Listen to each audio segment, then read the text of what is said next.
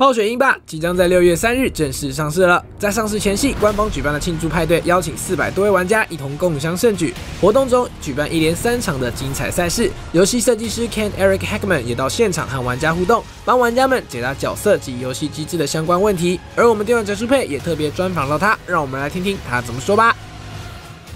Right, so we do have some teams at Blizzard that work exclusively on trying to find any type of bot scripts that are running and make sure that we can squash those out of our game. I know recently we dropped a lot of World of Warcraft accounts. I think actually we banned them because we saw that they were doing a lot of botting activity in World of Warcraft, and that's definitely something we're going to be keeping an eye on in Heroes of the Storm, especially as our player base is going to be growing as we release the game here.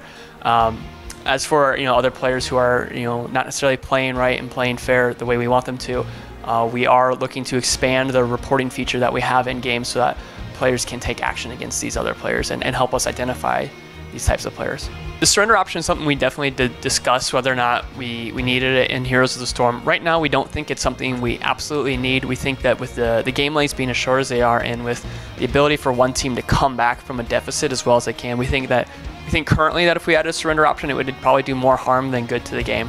That being said, it's something we're definitely open to players' feedback on and reception. But one of the things we want to be very careful with is making sure that at any point in the game, the team that is behind feels like they still have a chance to get back in this and win this. And so the emote system is actually kind of funny. It was a last gasp, if you will, by our game director and one of our technical designers, like, hey, we think we could get this into the game real quick, and so they threw it in there without necessarily getting the buy-off on all of the teams, and when it went in there, it was like, oh, it's not fully polished. That's really not up to Blizzard quality. Like, there's a few features missing, and some of the other teams were like, hey, we would want to support this in way better ways, and so we're like, oh, and there's some weird, ugly bugs with it as well. So we had to pull it back out, but it's definitely something we want to bring back in the future, but make it more fully featured.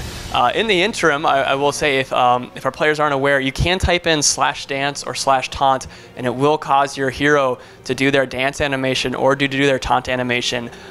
However, this does come with a warning. While your character is dancing or taunting, they can perform no other actions. They can't move. They're basically stunned for about 3 to 4 seconds. So make sure you really mean it when you want to taunt your opponents with one of those.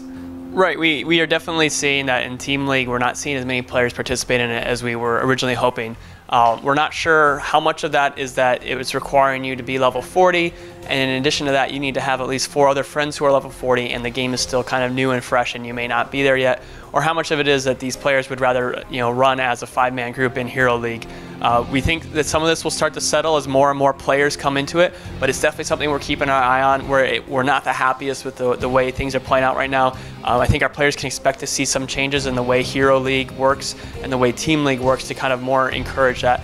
It was always our original goal when making these systems that Team League would be the premier way to show off skill in the game. We built this game from the ground up to be a team game. It's why we have things like team experience in the game. We want this to be about your team and not just you as an individual. So our players can expect us to do some more to level up. I will say that for right now though, when it comes to Hero Leagues and the way queuing works right now, if you queue as a 4-man group and you're gonna pick up one extra person, we try very hard to match you against another 4-man group that has one random person. Likewise, if you are queued as a 5-man group in Hero League, we are going to try very hard to get you against another 5-man group. I don't know the exact numbers, but I want to say about 70 to 80% of our games are mirror matched in terms of the group sizes that are queuing into each other, which is pretty good. I mean, yeah, it could be better, and I think it will be when we get more players into the game. But that's something we're going to keep an eye on, and we want to make better.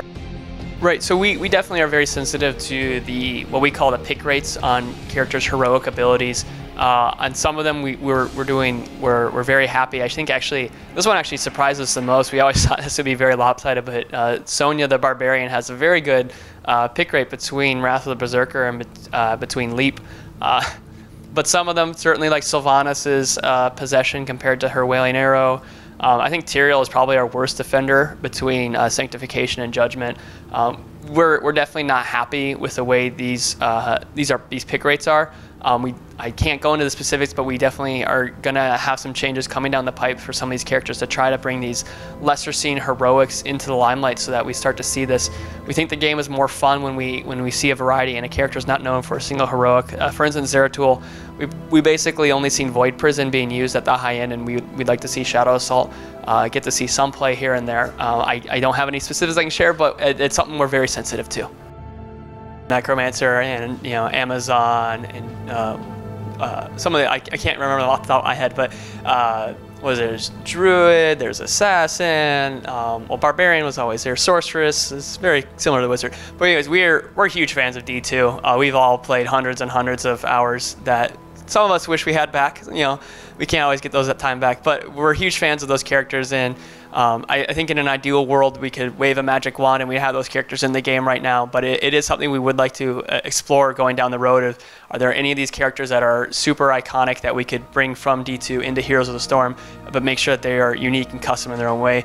For like the Necromancer, for instance, we know that the Witch Doctor in some ways is kind of his spiritual successor, so we would look at the Necromancer and say, hey, are there some things that are really unique to him that could make him stand out in Heroes of the Storm and bring him into the game? But I don't have any specifics to share right now, but we definitely look at those older games and we're like, yeah, those are cool characters. Can we bring them in? Can we bring them in? And so we'll keep your eyes peeled.